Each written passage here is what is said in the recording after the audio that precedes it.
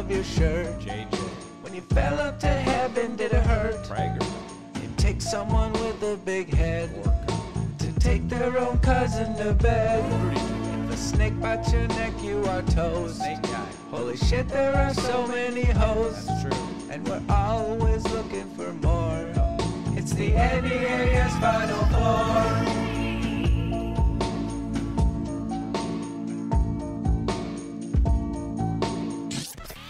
Hey everyone, Mike Fuckabee here, hosting this week's Final Forum. I'm famous because I was a politics guy and also because my kids are all big and fucked up looking, and one of them killed a dog. I'm honestly made for this shit. I host a super fucking terrible late night style show on some weird religious network, and everyone in the crowd is proper fucking old, and my jokes still don't fucking land with them. I hope you enjoy this episode as much as I love freezing a ballpark frank and sitting on it while I tug. Let's get into the segments.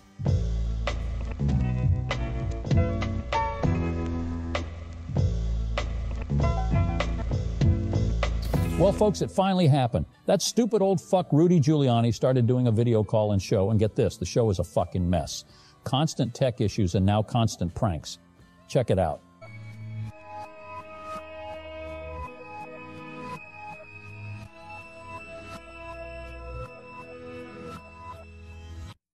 And that money went, in this case, to Hunter Jim, Haley Biden, the sister-in-law that. So Hunter was paid $1 million to represent Ho, which entailed contacting his FBI sources on Ho's behalf.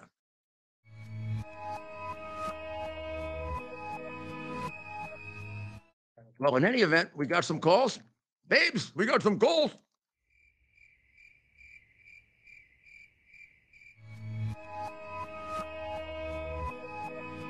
Who shook off his illusions about the Soviet Union late in his term and began the defense buildup. Yes. This is Rudy. Rudy, are you able to hear me, sir? I hear you fine. Oh, there was technical problems there. My apologies. I'm very excited about being able to call into the show here. I would listen all the time on WABC, but I'm not able to call in because I'm working. I think a lot of people are in the same boat. I enjoy it too. We are able to get more calls in, but go ahead. Yeah, and I love the video too. It's the real thing for me, myself. I'm a video guy. I won't bore everybody too much with it, but I'm a video guy, and my dad was a video guy as well. So it's like a big thing in my family. And that's actually kind of a cool connection because he actually did the video stuff for the wedding where you married your cousin.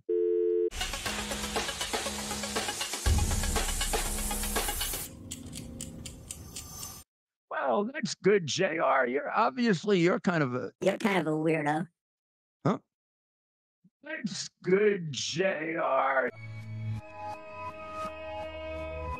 Did he tell us where he came from? Because we could have recommend a good psychiatrist. Homestead, Florida. Is he a bad caller? Yeah. You hung up on him? Of course. Yeah. We could get a few of those.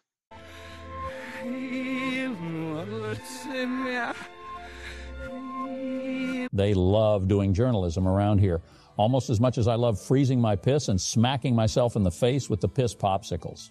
This week, the journos called Bethany Mandel and Jesse Singal with some tips and questions. Check it out. This is Bethany. Oh, hi, Bethany. Sorry to bother you. My name is James Raymond. I'm with Liberty Live. I won't take up too much of your time. I'm sure you're getting inundated with calls right now. But we're just working on a story, and I was wondering if you had any sort of comment on it that I could get from you. It's not about the woke thing. So I'm on a plane with 8 kids. Are you able to text me? I can. 6 kids. I mean, it's a short question. So it was about you tweeted once that welfare is destroying black families, and you also tweeted that you were on welfare yourself. Would you call yourself a hypocrite or a moron or a scoundrel? Who are you writing for exactly? I'm writing for Liberty Live, but it seems like a hypocritical thing to say those two things. They don't sync up with each other, do they? What's your day job? What's my day job? Yeah. Like, how do you make a paycheck? Well, I make it doing this. I'm doing what I'm doing right now. Oh.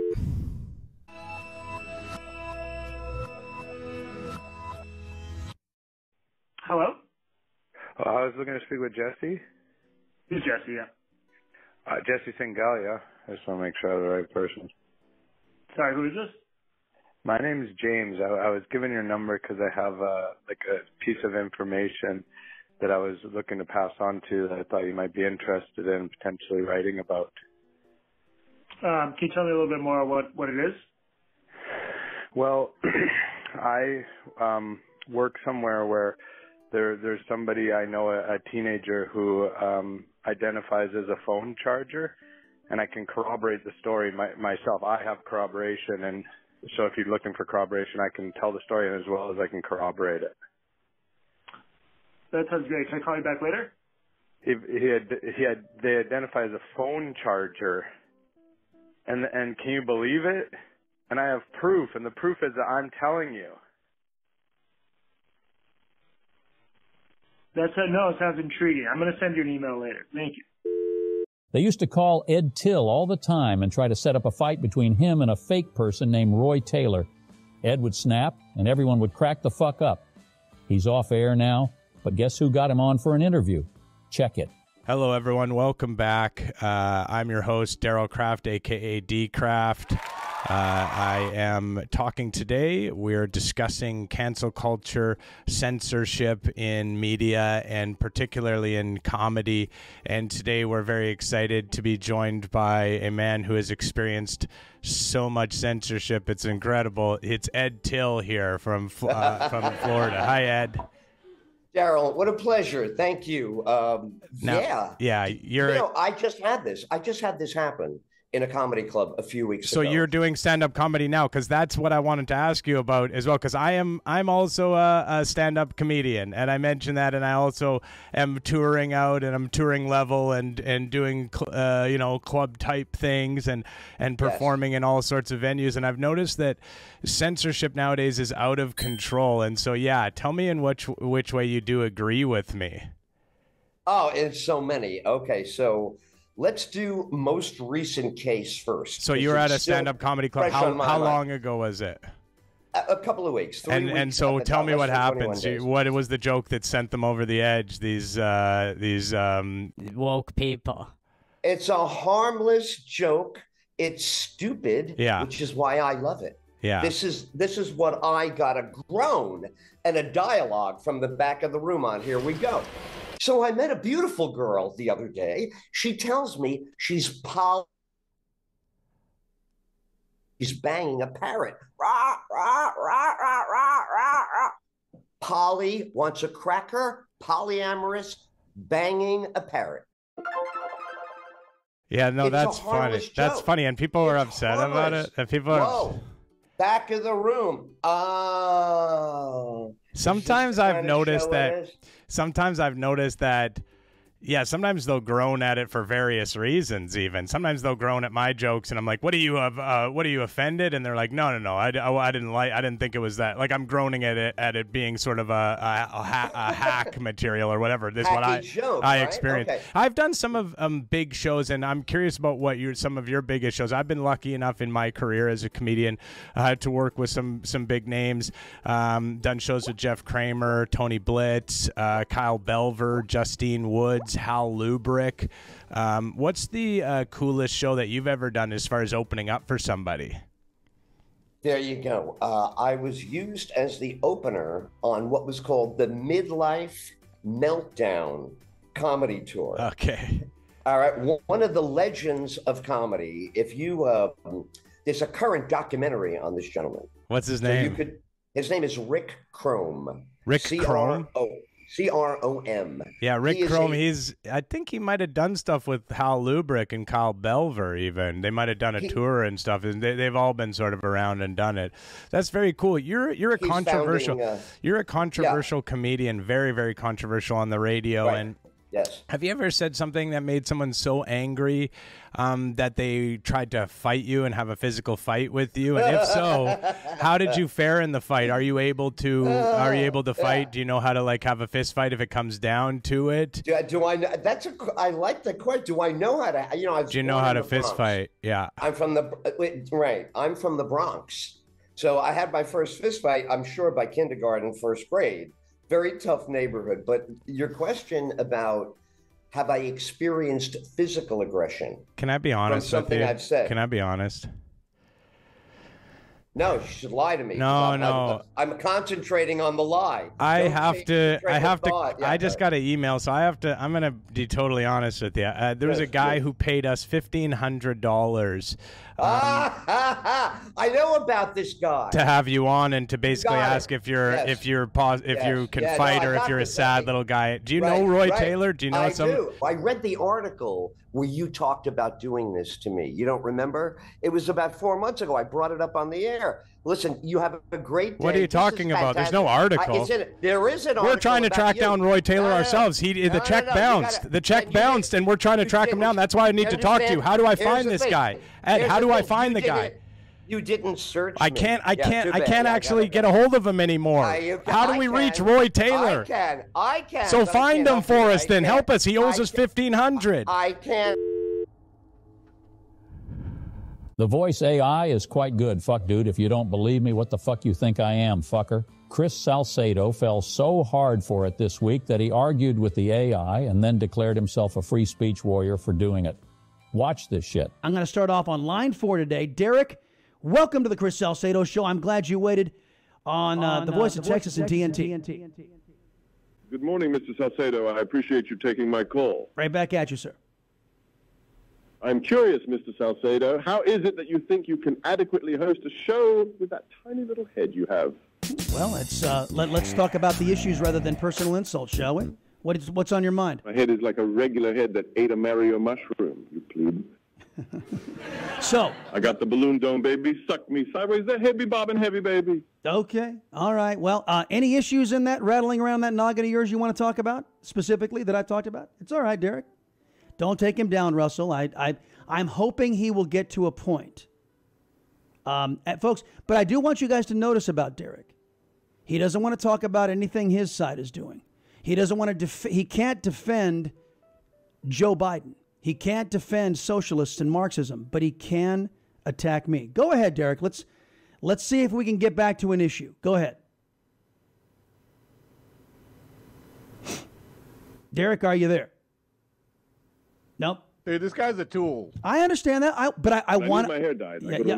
All right. So go ahead, Derek. So let's talk about an issue that you and I can discuss about the merits of which. And dude, he can't. Russell, I know. I never want to be accused. Such a big fool you are. Such a big fool. I know. I never want to be accused of not giving the other side ample opportunity to be heard. This is what they do to us. They silence us, and I will not be that. That's just not me. I'm a conservative. I have a superior intellect and a superior ideology to their left-wing ideology. So I do not want to silence anyone. So Derek, go ahead. I was hoping to discuss something that I think is more important than ever in these times, right. And that is the problem where people are ruining their shirts because when they put them on, their head stretches out the neck hole.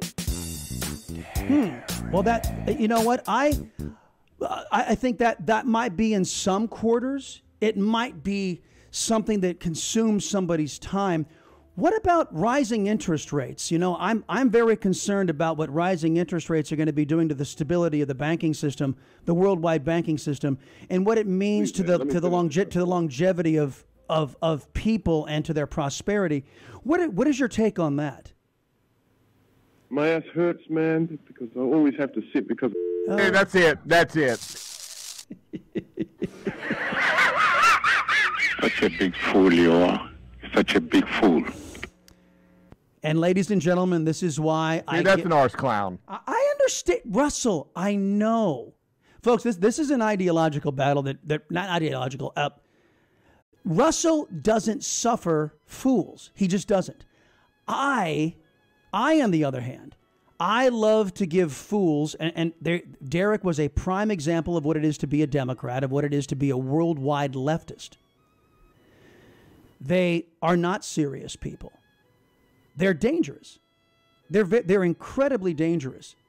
And while Rome burns, he wants to talk about shirt sizes and his hurting bum. And folks, don't underestimate the legitimacy of that statement he just made, because that's the definition of the worldwide left.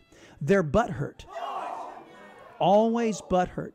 I'm so upset about whatever the hell it happens to be. And that's the level of intellect and honesty that your average Democrat brings to the table, that your average European leftist brings to the table. Let's get us some common sense, shall we? Tony calling in. Tony, welcome to the Chris Salcedo Show. I am pleased you waited on the Voice of Texas and TNT. Well, Chris, it's better to have a small head and be all brain than a big head with nothing in it.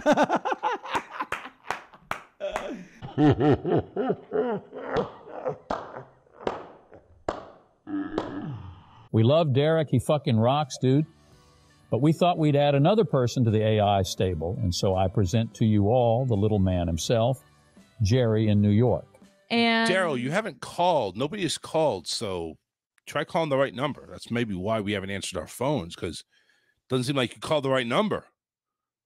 Last call I saw here was John calling in, so make sure you're calling the right number, dude. Daryl's saying he's calling in. I don't know, Daryl. Oh, there we go. That's... Oh, it's not coming in on this phone. That's why. I got you, Daryl. Okay. So something's going on with Skype. Let me try you answering this way. Daryl, can you hear me all right? Hey, my name is Jerry. I'm in New York. Oh, hey, Jerry. What's up? I appreciate you taking my call. I was hoping to talk about the discriminatory practice of roller coasters requiring a certain height to ride. Nah, that's okay, though. We're talking about something different, but thanks for the call. I know my voice. So we're not talking about that right now, and there's no discriminatory act. So thank you anyway. All right, we got another call. Go ahead. Call.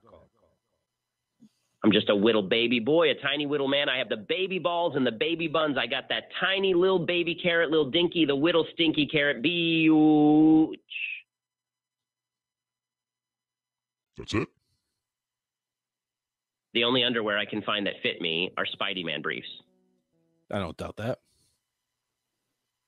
I know my voice sounds like I'm short, but I'm actually very tall, or like a normal height. Maybe 6 feet, if that's a normal height guys are these days.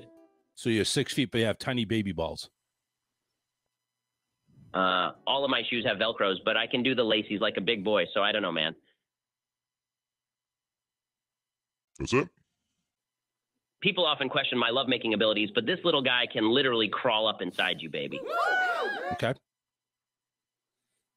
I would have called earlier, but the phone was on top of the fridge and I couldn't reach it. But he's 6 foot tall. Interesting.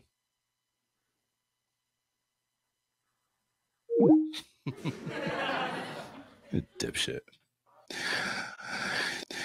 I guess this would be a good time to take a break, huh?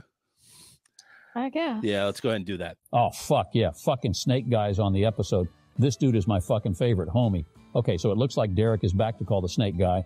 Fuck yeah, so fucking horny for Snake Guy content. Come on, man. But I can also use that chainsaw to cut people up and kill them. It's a tool. It can be used for many different purposes. The one it's designed for, but and it's how well it works. It all comes down to the skill of the person using it. Good morning, caller. You're on the road to Concord. Hey, Joe. My name is Derek, and I'm calling in for the first time. Okay, sir. How can we help you? I just wanted to mention that I have a big head, and also there's a snake right. That's what I thought. Apparently, Dodo Cop is multiplied. So, incidentally, the real Charlie will soon be answering those calls before they get passed onto the air. And he's already made the comment he can't wait to go all Mark Levin on him. Get off my phone, you big dope. He might use other language. He's former military. He can get colorful. And Jupiter's a broom protecting us from impacts. We're going to try this one more time, but I'm suspecting we're going to have another dodo idiot. Good morning, caller. You're on the road to Concord. I think that was Seb Gorka who called. Was it? Yeah, it sounded like Seb Gorka. Did you not notice that? No. I think he was trying to mention there was a snake. Charlie, I can't wait for you to get on board with us. I'll just let you play with those people when that happens. Wow, that episode was a lot of fun. My son killed a dog, and I hope you enjoyed the episode. Check out the Patreon for the Rudy Call Screener callback, more Salcedo yelling at a recording, and a call to Jordan Peterson. I have to go now because my son killed a dog. Go!